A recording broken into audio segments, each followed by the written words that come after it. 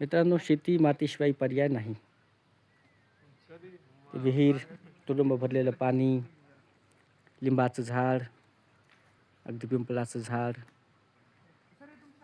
सीताफळाचं झाड, गाडी, गाय, वासरू आणि हे शेत शिवार, शेतात राबणारा माझा शेतकरी बाप, या तुरीच्या शेंगा, लोंबकलेल्या तुरीच्या शेंगा आणि त्यात मित्रांची मांदी याळी, उकडलेल्या तुरीच्या शेंगा खायला म्हटल्यावर आनंद काही वेगळाच. आमचे प्रतीक भैया या ठिकाणी आज तुरीच्या शेंगा खाण्यासाठी आम्ही रवींद्र भैया उगले राजेगावकर यांच्या शेतात आलेलो आहोत.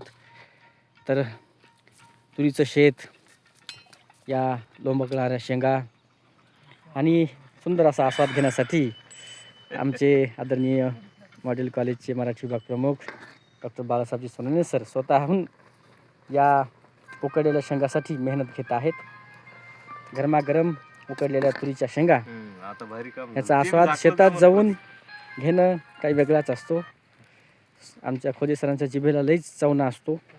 तर ते पहा ना तुम्ही, तुरू तुरू कुरू कुरू शेंगा कच्च्या बी खाणार आहेत आणि आता उकडलेल्याही खाणार आहेत. सोबत आमचे विद्यार्थी मित्र उमेश भैया, संघरक्षक, आमचा डबरू डुंबू दोघं या ठिकाणी आमच्या सोबतीला आहेत.